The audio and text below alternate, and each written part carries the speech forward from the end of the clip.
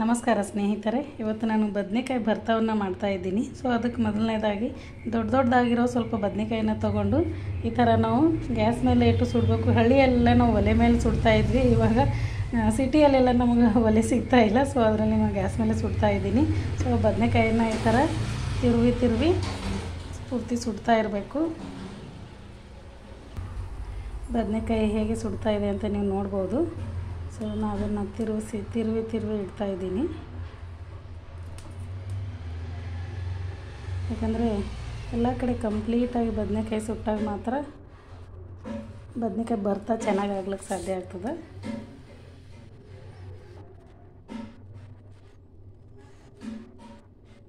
ಇನ್ನು ಸುಡ್ತಾ ಇದೆ, ಸ್ವಲ್ಪ ಜೋರಾಗಿ ಮಾಡ್ತೀನಿ ಗ್ಯಾಸು.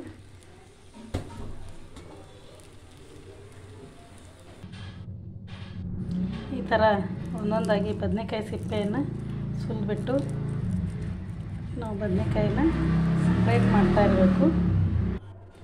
ಈ ಥರ ಬದನೆಕಾಯನ್ನು ನಾನು ಸಿಪ್ಪೆಯಿಂದ ಬೇರ್ಪಡಿಸಿ ಈ ಥರ ಬದನೆಕಾಯಿನ ರೆಡಿ ಮಾಡ್ಕೊಂಡಿದ್ದೀನಿ. ಸೊ ಅದರಲ್ಲಿ ಬೆಳ್ಳುಳ್ಳಿ ಸ್ವಲ್ಪ ನಾವು ಜಾಸ್ತಿನೇ ಹಾಕ್ತೀವಿ, ಯಾಕಂದರೆ ಆರೋಗ್ಯಕ್ಕೆ ತುಂಬ ಒಳ್ಳೆಯದು. ಸ್ವಲ್ಪ ರುಚಿಗೆ ಬೇಕಾದಷ್ಟು ಉಪ್ಪನ್ನು ಸೇರಿಸ್ತಾ ಇದ್ದೀನಿ. ಎಷ್ಟು ಬೇಕೋ ಅಷ್ಟನ್ನೇ ನಾನು ಹಾಕ್ತಾಯಿದ್ದೀನಿ. ಸೊ ಅದ್ರ ಜೊತೆಗೆ ಈ ಬೆಳ್ಳುಳ್ಳಿ ಕೂಡ ಸೇರಿಸ್ಬಿಟ್ಟು ಈ ಒಂದು ಮುಗ್ಚೋದಂತ ಕರಿತೀವಿ ನಾವು ಇದನ್ನು.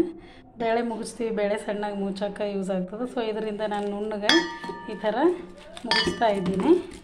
ಜಸ್ಟ್ ತುಂಬ ಮೆತ್ತಗಿರುತ್ತೆ ಬದನೆಕಾಯಿ, ಸುಟ್ಟ ಮೇಲೆ ತುಂಬ ಮೆತ್ತಗಾಗಿಬಿಟ್ಟಿರುತ್ತೆ.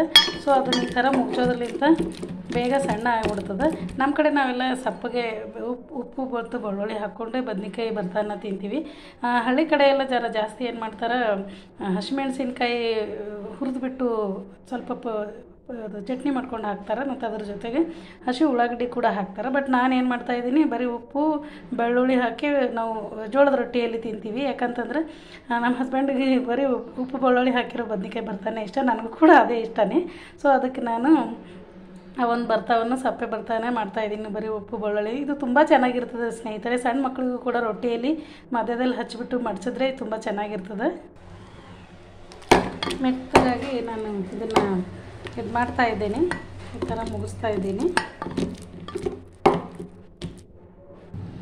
ಇವಾಗ ಕಂಪ್ಲೀಟಾಗಿ ಬದನೆಕಾಯಿ ಭರ್ತಾ ರೆಡಿಯಾಗಿರೋದನ್ನು ನೋಡ್ಬೋದು.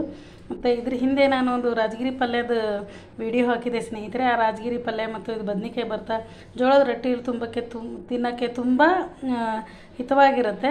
ಸೊ ನಾವು ಹಳ್ಳಿಯಲ್ಲಿ ಬೆಳೆದಿರೋದ್ರಿಂದ ಸ್ವಲ್ಪ ಹಳ್ಳಿ ಪದಾರ್ಥಗಳನ್ನೇ ನಾವು ಜಾಸ್ತಿ ಮಾಡ್ತೀವಿ. ಆಮೇಲೆ ಸಿಂಪಲ್ಲಾಗಿ ಮಾಡ್ತೀವಿ, ಯಾಕಂದರೆ ಜಾಸ್ತಿ ಮಸಾಲ ಅದು ಇದು ಸೇರಿಸೋದ್ರಿಂದ ಏನಾಗ್ತದೆ, ಅದು ನೈಜ ಸ್ವಾದವನ್ನು ನಾವು ಮರಿಲಿಕ್ಕೆ ಸಾಧ್ಯ ಆಗ್ತದೆ. ಸೊ ನೈಜ ಸ್ವಾದ ಬೇಕಾಗಿತ್ತಂದರೆ ನಾವು ಈ ಥರ ನ್ಯಾಚುರಲ್ಲಾಗಿ ಕುದಿಸ್ಕೊಂಡು ಈ ಥರ ಸ್ವಲ್ಪನೇ ಐಟಮ್, ಬರೀ ಬೆಳ್ಳುಳ್ಳಿ ಉಪ್ಪು ಖಾರಲಿಂತಲೇ ನಾವು ಐಟಮ್ ಮಾಡ್ತಾಯಿದ್ರೆ ಏನಾಗ್ತದೆ, ಅದ್ರ ಒಂದು ಪದಾರ್ಥ ಯಾವ ಒಂದು ಪಲ್ಯ ತಿಂತಾಯಿದ್ದೀವಿ, ಯಾವ ಒಂದು ಕಾಯಿಯನ್ನು ನಾವು ಸುಟ್ಟು ತಿಂತಾಯಿದ್ವಿ, ಅದರ ಸ್ವಾದ ಸವಿಲಿಕ್ಕೆ ಸಾಧ್ಯ ಆಗ್ತದೆ. ಸೊ ನಾನು ಮಾಡಿರೋ ವಿಡಿಯೋ ನಿಮ್ಗೆ ಇಷ್ಟ ಆದಲ್ಲಿ ಲೈಕ್ ಮಾಡಿ, ಶೇರ್ ಮಾಡಿ, ಸಬ್ಸ್ಕ್ರೈಬ್ ಮಾಡಿ. ಧನ್ಯವಾದಗಳು.